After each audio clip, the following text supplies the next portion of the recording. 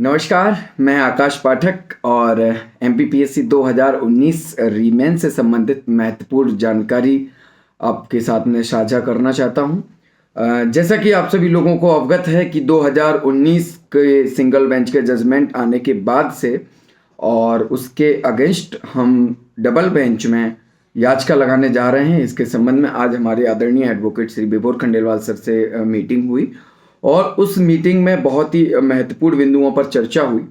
हालांकि वो कुछ महत्वपूर्ण ऐसे बिंदु भी हैं जो कि मैं यहाँ पे आपसे शेयर नहीं करूँगा। इसको आप मजबूरी समझ लें या कुछ भी समझ लें, क्योंकि ज़रूरी है कि वो सारी चीज़ें ओपन ना हों जो हमको कोर्ट में रखना है। तो सबसे पहले तो मैं ये बताना चाहूँगा कि आप लोगों के सहयोग से ही ये काम किया जा रहा है और आप लोग निरंतर सहयोग कर रहे हैं। और आपने जो सहयोग किया है उसमें से 50,000 रुपये की जो फीस थी अभी प्रेजेंट में, वो आवश्यक जो खर्चे होने थे उसके लिए हमने अभी एडवोकेट सर के ऑफिस में जमा करा दिए हैं, ताकि हमारे याचिका का काम जो है वो शुरू हो सके और जो आवश्यक चीज़ें हैं वो उनकी पूर्ति हो सके। और इसके अलावा हमारी याचिका जो है वो बन के तैयार है और बहुत शानदार हमारी याचिका है। मैं सारे पॉइंट्स उसको पढ़े हुए हैं, सब चीज़ें हैं।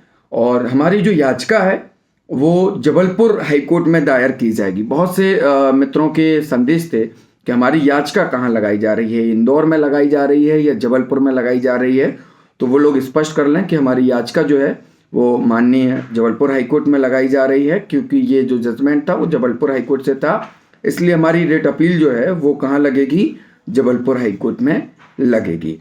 तो जबलपुर हाईकोर्ट में हमारी याचिका जो है वो परसों तक लग जाएगी और पूरी उम्मीद है हमें कि परसों तक हम आपको उसका पिटीशन नंबर जो है वो उपलब्ध करा देंगे। डबल बेंच में हमारी ये याचिका लगने जा रही है और मैं बस इतना कहूँगा आप लोगों से कि आप लोग निश्चिंत रहें।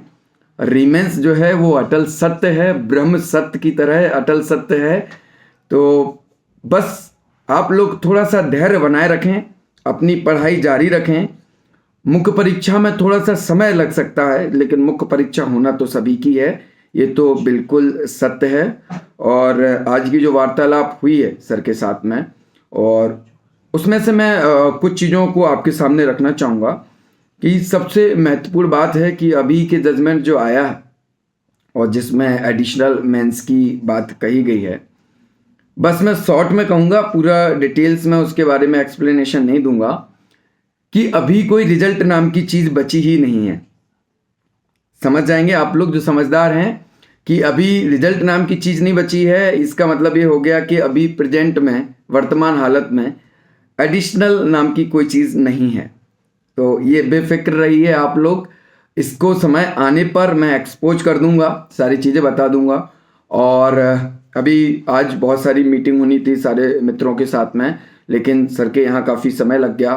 11 बजे वहाँ से आए मीटिंग करके, तो वो चीज़ें नहीं हो पाई। और जब भी मीटिंग होगी उस समय पे हम वो चीज़ें आपको बता देंगे अभी सारे मित्रों के साथ में, चूँकि यहाँ से वो बिंदु रखना ठीक नहीं है, इसलिए अभी यहाँ पे स्पष्ट नहीं कर रहे हैं। तो ये चीज़ क्लियर होगी कि हमारी याचिका जो है वो लगने जा रही है और 2 दिन के अंदर हमारी याचिका जो है जबलपुर हाईकोर्ट में लग जाएगी। इसके अलावा कई मित्रों के सवाल थे कि 87-13% फार्मूले को लेकर क्या किया जा रहा है। तो 87-13% फार्मूले को हाईकोर्ट में चैलेंज किया गया है। इसके अलावा कल जो है वो उसकी महत्वपूर्ण सुनवाई होने जा रही है मध्य प्रदेश हाईकोर्ट में, और उसका पिटीशन नंबर आपको मालूम है 27-163 पिटीशन नंबर है। और कल मैं आपको लिंक भी शेयर कर दूंगा उसकी, जब सुनवाई होगी उसकी। तो आप लोग निश्चिंत रहें कि 87-13% फार्मूला भी बहुत आगे नहीं बढ़ेगा, और वो फार्मूला जो है वो अनकॉन्स्टिट्यूशनल है, इलीगल है, तो वो आगे नहीं टिकेगा, वो भी रद्द होने वाला है। और उस पर जो रिजल्ट आए हैं सिविल सर्विस के, चाहे वो 2019 का रिजल्ट हो, चाहे वो 2021 का रिजल्ट हो, वो आगे नहीं बढ़ पाएंगे। टोटली वो इलीगल फार्मूला है और ये कोर्ट में बहुत जल्द ही निर्धारित कर दिया जाएगा और माननीय कोर्ट का इसके विषय में बहुत जल्द ही बहुत अच्छा परिणाम हमको देखने को मिलेगा। आप लोग निश्चिंत रहें, इस फॉर्मूले पर परीक्षा नहीं होगी, मुझे पूरा यकीन है।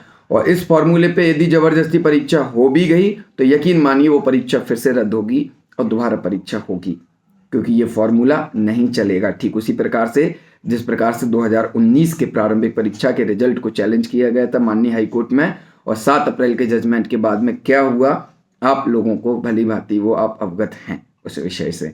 तो निश्चिंत रहें, और आपको पेमेंट की जानकारी हमने दे दी है। इसके अलावा मैं आप सभी से आग्रह करूंगा, चूँकि जबलपुर हाईकोर्ट में ये याचिका लगने जा रही है, तो जबलपुर हाईकोर्ट में हमने आपको बताया था कि सर जो हैं, सर की टीम है, सभी लोग जाते हैं, तो जाने आने का खर्चा ही एक बार की अपीयर होने का वहाँ पे लगभग 25 से 30 हज़ार रुपये हो जाता है।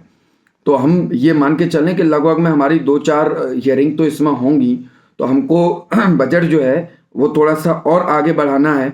और जिन साथियों ने सहयोग कर दिया है उनको मैं यहाँ से धन्यवाद करता हूँ, और जिन साथियों ने अभी तक सहयोग नहीं किया है उनसे मैं विनम्र आग्रह करूँगा कि आप लोग एक काम करें, अपना आर्थिक सहयोग भेजें। आपको सारी डिटेल्स जो है वो टेलीग्राम ग्रुप के माध्यम से दी गई है, आकाश पाठक ऑफिशियल और रीमेंस अटल सत्य है, इस ग्रुप के माध्यम से सारी डिटेल्स आपको भेज दी जाती है। यूट्यूब पे पूरी डिटेल्स जो है वो भी डिस्क्रिप्शन में पूरी दी जाएगी आपको, तो आप लोग वहाँ से हमारे नंबर से भी कांटेक्ट कर सकते हैं। और सारी तो आप लोग याद रखें कि डिटेल्स जो आपको मिलेगी उसमें अकाउंट होल्डर जो है वो उसका विद्यासागर नाम से आएगा, और केवल विद्यासागर के अकाउंट पर ही आपको भेजना है। इसके अलावा न कोई हम याचिका लगा रहे हैं और इसी पे हम सहयोग ले रहे हैं। तो आप कई लोग आ गए हैं बीच में, आप देख पा रहे होंगे, ठीक है, और वो अपनी अपनी याचिका और उसका बताएंगे आपको, ठीक है। तो कहीं फंसें, कहीं आपके साथ में गलत ना हो, फर्जीवाड़ा ना हो, तो इस चीज़ का ध्यान रखें। जो भी आपका सहयोग होगा उस सहयोग की पूरी जानकारी आपको यूट्यूब के माध्यम से और टेलीग्राम के माध्यम से सोशल ऑडिट के रूप में रख दी जाएगी। आप निश्चिंत रहें, ये लड़ाई जो है किसी एक व्यक्ति की लड़ाई नहीं है, ये लड़ाई हम सबकी लड़ाई है, ये लड़ाई संविधान के लिए है, ये लड़ाई सत्य के लिए है। और कुछ साथी जो हैं जो इंटरव्यू की तैयारी में लग गए हैं, तो ठीक है, उनको मैंने कहा कि हमारी अस्थायी शुभकामनाएं हमेशा आपके साथ में रहेंगी। लेकिन कुछ जो हैं जो बताते हैं कि ये मेंस फेल वाले लोग हैं और ये दोबारा मुख्य परीक्षा मांग रहे हैं, तो मैं आपको यहाँ से बताना चाहूँगा कि चलो, हम तो असंवैधानिक प्रक्रिया आगे बढ़ी थी और हमने विरोध करना इसका शुरू जो कर दिया था वो मुख्य परीक्षा होने से पहले ही कर दिया था। लेकिन साहब जो आप हो ना, कुछ लोग, वो तो प्रारंभिक परीक्षा में ही फेल हो। ये बात कोर्ट के सामने किसी ने रखी ही नहीं कि साहब इसमें जो 1918 में कुछ लोग हैं वो प्रारंभिक परीक्षा में ही असफल हैं, वो मुख्य परीक्षा में पास करके इंटरव्यू तक पहुंचे हैं, वो प्रारंभिक परीक्षा में ही फेल हैं। तो सोचिए, ये जब सत्य कोर्ट के सामने लाया जाएगा तो कितना बड़ा चेंज आपको देखने को मिलेगा।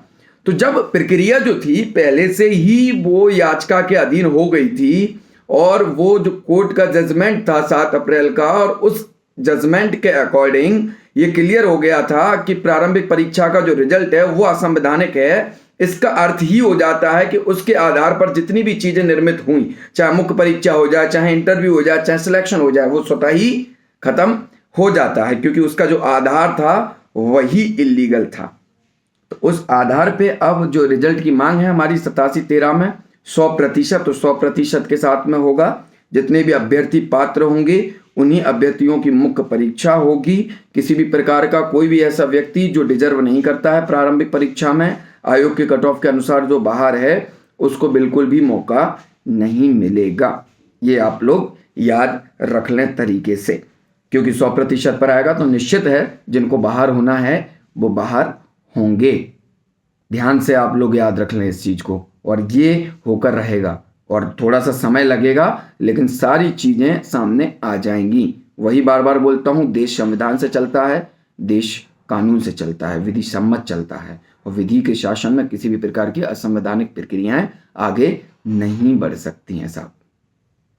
तो के लिए तो कल जो है वो हम एक मीटिंग करेंगे। जो भी मित्र मिलना चाहते हैं वो कल आ सकते हैं, और कल हम आपको स्थान और समय टेलीग्राम के माध्यम से सूचित कर देंगे। तो इंदौर में जो भी साथी हैं वो आकर मिल लें। कल एक मीटिंग इसलिए महत्वपूर्ण है क्योंकि हमारी आगे एक और तैयारी चल रही है, जिसके बारे में मैंने अभी कोई भी प्रकार की जानकारी आपको नहीं दी है, और जल्द ही उसके संबंध में मैं आपको जानकारी दूंगा कि एक बहुत ही प्रसिद्ध व्यक्ति जो है वो हम सबके बीच में आने वाले हैं। काफ़ी पावरफुल व्यक्ति हैं, और वो मीटिंग हमारी लेंगे और उसमें हमें अधिक से अधिक विद्यार्थियों को शामिल होना है ताकि उनको बताया जा सके कि ये हमारा मुद्दा है, वो जेन्युइन मुद्दा है, हमारी सच्चाई की संविधान के लिए लड़ाई है।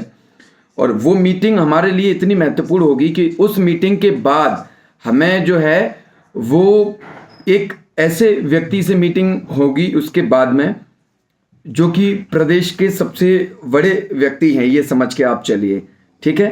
तो जहाँ से सारी चीज़ें होना है वहाँ पे हमारी मीटिंग भी आयोजित की जाएगी। तो उस मीटिंग को आयोजित करने के पहले वो मीटिंग जो आयोजित की जाएगी उसमें आप सभी की भागीदारी होना बहुत ज़्यादा आवश्यक है। तो अधिक से अधिक संख्या में जो इंदौर में होंगे वो उस मीटिंग में जरूर शामिल हों। उस मीटिंग की जानकारी यूट्यूब के माध्यम से दे दी जाएगी आपको, उसकी जानकारी आपको टेलीग्राम के माध्यम से दे दी जाएगी, फेसबुक के माध्यम से दी जाएगी, सारे सोशल मीडिया प्लेटफॉर्म के माध्यम से दे दी जाएगी। तो आप लोग याद रखें कि वो मीटिंग जरूर अटेंड करना है जो मीटिंग लेने के लिए कोई व्यक्ति बाहर से आने वाले हैं, क्योंकि वो मीटिंग हमारे रीमेंस में बहुत महत्वपूर्ण भूमिका निभाने वाली है। तो इसकी सूचना पूरी आपको डिटेल्स में दे दी जाएगी। तो आप लोगों से मैं बस इतना ही कहूँगा कि अपना सहयोग करते रहें, आपके सहयोग से ही हम आगे बढ़ रहे हैं और आगे बढ़ते रहेंगे और जीत संविधान की होगी, जीत सत्य की होगी। और आज की जो वार्तालाप हुई है आदरणीय एडवोकेट सर से, और उस मीटिंग के बाद मैं ये कहूँगा आपसे कि रीमेंस अटल सत्य नहीं, रीमेंस महा अटल सत्य है। और ये महा अटल सत्य जो है वो बहुत जल्दी आपको धरातल पर मिल जाएगा। जिस समय मैं रीमेंस की बात करता था कि रीमेंस होगा 2019 का, और मुझे लगता है कि मध्य प्रदेश में 99% विद्यार्थी जो है वो कहता था ये असंभव चीज़ है। इनफैक्ट जिनके रीमेंस थे वो भी कहते थे असंभव है, क्योंकि एमपीपीएससी की हिस्ट्री में आज तक रीमेंस नहीं हुआ। और तब भी मैं कहता था कि रीमेंस होगा, और फाइनली 10 अक्टूबर को आपको वो चीज़ देखने को मिली थी। और मैं फिर से कहूँगा कि रीमेंस फिर से होगा, और हम कोर्ट का जो भी निर्णय है उसका सम्मान करते हैं, लेकिन हम उससे चूंकि संतुष्ट नहीं हैं। हमारे अधिकार है और हम पुनः माननीय न्यायालय की शरण में जा रहे हैं, और निश्चित तौर पर न्यायालय में संविधान की जीत होगी, न्यायालय में सत्य की जीत होगी। इसी के साथ में अपनी वाणी को विराम देते हैं। पुनः आपसे मुलाकात होगी जल्द ही।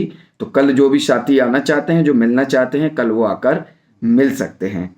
जय हिंद, जय भारत। बाकी की जो जानकारी है वो मैं आपको मालूम है कि मैं व्हाट्सएप ग्रुप जो है, जो जिन विद्यार्थियों ने पेमेंट किया है उन विद्यार्थियों को उस व्हाट्सएप ग्रुप में शामिल किया गया है। तो सारी जानकारी केस से रिलेटेड जो अपडेट होते हैं वो उसी में दिए जाते हैं, ताकि सीरियस विद्यार्थी जो हैं उनके साथ हमारे कांटेक्ट हो सकें और उन्हीं के साथ में सही जानकारी साझा की जा सके। एक और महत्वपूर्ण जानकारी जो मुझे अचानक से याद आ गई कि बहुत से मित्रों का कहना था कि वो आदरणीय एडवोकेट विभोर खंडेलवाल सर के साथ में मिलना चाहते हैं, उनसे वार्तालाप करना चाहते हैं और एक बार स्वयं उनके मुंह से केस के बारे में सुनना चाहते हैं, रीमेंस के बारे में सुनना चाहते हैं। आज माननीय एडवोकेट साहब से हमने आग्रह किया कि कई साथी आपसे मिलना चाहते हैं, तो उन्होंने कहा कि कोई दिक्कत नहीं है, वो लोग आकर मिल सकते हैं। तो हम कल की जो मीटिंग होने वाली है उस मीटिंग में सारी चीज़ें आपको बता देंगे कि किस तारीख को हमारी एडवोकेट सर के साथ में मीटिंग होने वाली है, और यहीं पे मीटिंग होगी, फिजिकली मीटिंग होगी। तो जो भी साथी जिन्होंने पेमेंट किया है वो भी इस मीटिंग में अधिक से अधिक शामिल हो सकते हैं, और जिन्होंने पेमेंट नहीं किया है वो लोग भी पेमेंट करके उस मीटिंग में शामिल हो सकते हैं और सर को सामने से सुने अच्छे से और सारे केस को बारीकी से समझें। मैं तो आपको जो सर बताते हैं वो चीज़ बताता हूँ, आपको जो मेरी जानकारी में लीगल चीज़ें हैं वो आपको बताता हूँ, और मुझे लगता है कि सर को सुनने के बाद में आपका जो आत्मविश्वास बढ़ेगा वो अपने आप में अद्भुत होगा, अकल्पनीय होगा, और आप उस दिन अपने मुंह से बोलेंगे और आप हर जगह लिखेंगे कि रीमेंस अटल सत्य नहीं, रीमेंस महा अटल सत्य है। तो इसी के साथ अपनी वाणी को विराम देते हैं, पुनः मुलाकात होगी। तब तक के लिए नमस्कार, जय हिंद, जय भारत, जय संविधान।